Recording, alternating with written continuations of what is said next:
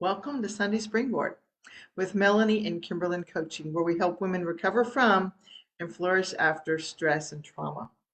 Did you know that it is physically impossible to be stressed out in a relaxed body? That's very interesting because that gives us a way to help us overcome our stress. Now, remember, when we're in stress, our thinking part of our brain is not working well. We're like all in our emotions, we're all in survival mode. And so, in order to be able to think clearly, we have to learn how to relax our body.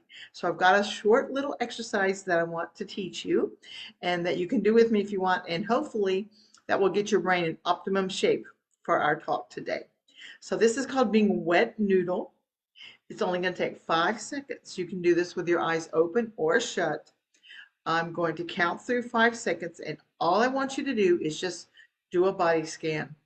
Just scan your body in every place that you feel a muscle tense. Loosen it, relax it. Just keep scanning your body for the 5 seconds. And then once you have that relaxed body, your brain, if it was in stress mode, is back online. Okay, you ready? All right, start now. 1, 2, 3, 4, 5. Do a little shake. How do you feel? Is that good? Okay, let me share my screen with you and we will talk about our class today.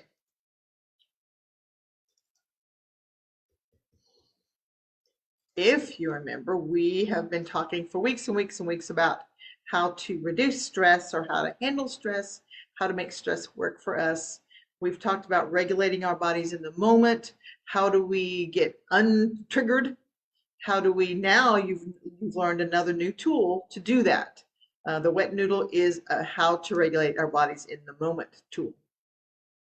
Then we talked about eliminating stressful situations. Maybe you have to get out of a situation. Maybe you can change a situation. If you're in day-to-day stress, it's hard to come up with a way to manage that unless you can change those situations. Sometimes we can, sometimes we can't. Then the third, of course, is decreasing our reaction to stress, because we remember that the situation is not the stressful thing. What makes it stressful is the way we are responding to it. Now, if you have missed the past videos, you can go to my website, kimberlyncoaching.com, and you can watch all the videos there on the video tab. I would like to give you a little peek at the idea that I'm actually getting a new website made. It's going to be much more, much faster, much easier for you to navigate through. So if you go to my website and it's a bit clunky, please don't give up on me, because we are in the process of creating a new one. I'm very excited about that, and I will definitely share that with you once it gets up and running. So as we were talking about how to reduce our reaction or change our reaction to stress, we've been talking about the core disciplines. And if you'll remember, the first one is awareness, becoming aware. What am I feeling? What is going on? What is real? What is not real? As I look into those things, accepting the truth, accepting reality. We find that we've often been living in fantasy or living in denial. And once we are able to accept reality, then we can make decisions and make conscious choices, which is number 3. Once we make those choices, we've researched, we've thought about them, we've worked them out, getting help from other people possibly, then we trust the process. We don't just bounce around between all the different things without giving them a chance to work. And then we talked about authenticity, being real, being accepting and loving who I am. It's so stressful to try to be someone that you're not, to try to pretend to be someone to fit in somewhere. Whereas if you can just accept and love yourself as you are, surprisingly, amazingly, people love it. People will love you more than when you're trying to fit in, and it will reduce your stress because your body is in sync with itself. Then that leads to fearlessness. We talked about being afraid of something happening again, being afraid of what's going to happen in the future. Fear is only about the future, it's not about the now. And if we believe that what's going on has a purpose, if we believe that we can learn from every situation, then we can learn to be fearless. And again, that reduces stress. So we've moved on now. We're going to talk about confidence. Confidence is an inside job. What does that mean? That's what we're going to talk about today. Today, we're going to talk about first the relationship between stress and confidence. We're going to talk about the definition of confidence for our purposes and some ways to start creating this true confidence that comes from the inside. Now, first, confidence and stress are inversely related. What does that mean? Well, if you have a lot of stress, you don't feel confident. If you have a lot of confidence, you don't get stressed out. They kind of go up and down, whichever one is higher, the other one is lower. And why is this? Well, stress comes from worry and fear and doubt and these negative emotions that detract from our confidence. The very stress itself gives us less confidence. Whereas if we're confident, we believe that we can handle whatever's coming up, then we're not having worry, we're not having doubt or fear, and that makes us have less stress. In one way, it's like, yeah, of course, but I don't know how much we've thought about this, that we can reduce our stress by becoming more confident. If confidence is important, then what do we mean by that? What's the definition that we are working on? Now, Merriam-Webster Dictionary gives 3 definitions that kind of relate to us. The first one is a feeling or belief that you can do something well or succeed at something. This one kind of has to do with experience, skill, talents. The second one is a feeling or belief that someone or something is good or has the ability to succeed at something. Again, this is talking about success, talking about abilities and experiences. These are all kind of outside ourselves. The third one is the one that we really want to focus on, because this means a feeling or consciousness of one's powers or reliance on one's circumstance. So this is a definition of confidence that comes from within. I have confidence that I can do what I need to do.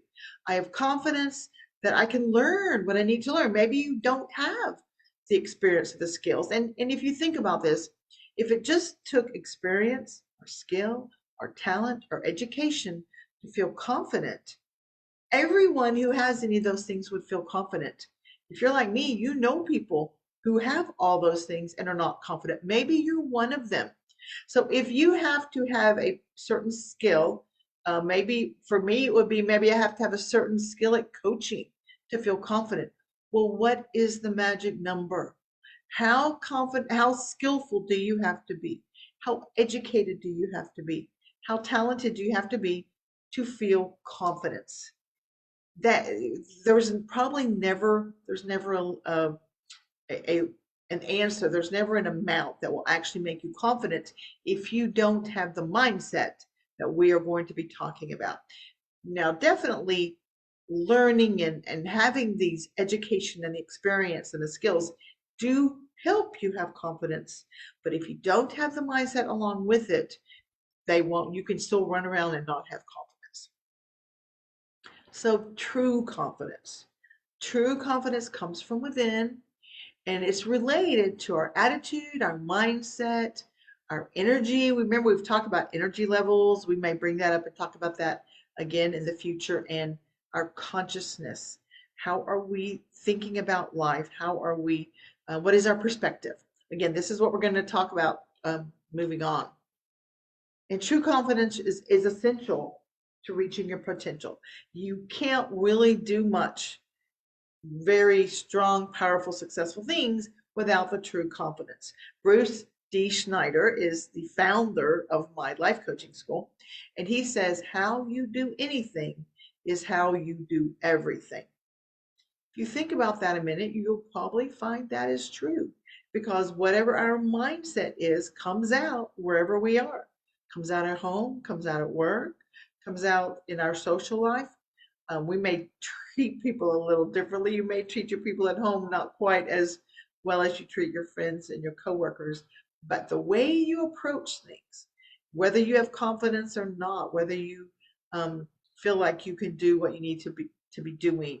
Um, it comes out everywhere. So how you do anything is how you do everything. So I'm going to give you a couple ways to start creating confidence, and as we go on, I'll give you a few more ways. So the first of it, one of the things that keeps us from being confident is the stress of a situation. Maybe we look, with something coming up, we feel anxiety, we feel stress, things might go wrong, and there are certain parts of that situation that are stressful. That could be create stress or tension. What is it about that situation that's causing you to feel that? So make a list of those things, those items, and then make a plan for how to deal with them. So let's say an example. I teach Sunday Ladies Bible class. As many of you know, I do it in person and online. It's pretty complicated, and there's a lot of technology that has to work together. And if it doesn't work together, then things don't go well. I can feel very stressed and anxious about that. So what I do is I get there early. I get there a full 30 minutes early, longer than I normally need, so that if something is going wrong, then I have time to fix it. I got there this morning and there was no TV in my room. Had a little bit of a heart attack there, but I was there early. We were able to go look for it, found the TV. When I got it back in the room, people had messed with it. It wasn't working right. Again, because I was there early, I was able to work with it and able to finally get it to work the way I needed it to work. So that's one of the things that I do to help me not have the stress and tension and help me feel more confident that what I'm doing is going to go well. So make a list of the things coming up and make a plan. And of course, if you need help with that plan, I would definitely be interested in coaching with you, and I will mention that later at the very end here in a minute. Another way you can create confidence is to look in your past. When have you been confident in the past? You just kind of let your true self go through. You just kind of allowed it, and it did really great and wonderful, and you really enjoyed it. Now, maybe this was when you did the fourth grade musical at school, or maybe when when you did something with your family, or something as a child, maybe something in sports, or maybe when you got to college.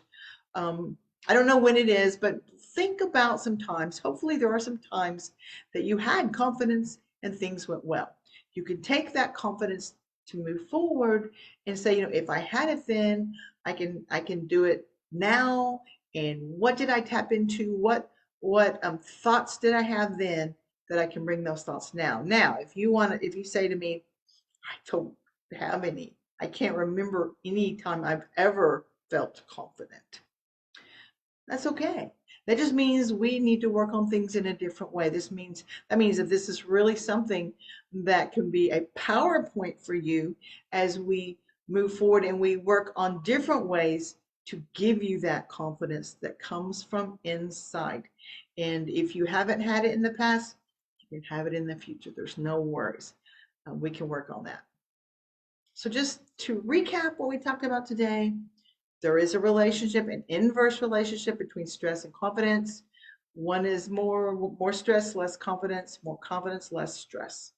Our definition of confidence that we're working on is that it is an inside job, that it comes from our mindset, our perspective on life, rather than our experience, skills, and talents only. And then we talked about a couple of ways to start creating confidence. Make plans to deal with stressful things in the future, and make a list of times in the past that you've been confident. And we will talk more about this. I will give you some more ways next time. And if you would like some help on that in the meantime, I would love to talk with you. We can have a conversation to see whether we would relate to each other for a coaching relationship. There is a link in the show notes. You can click that link. You can schedule a free coaching session, and we can talk and visit and see how that would go. Meanwhile, I hope you have a wonderful, more confident week. See you next week. Bye-bye.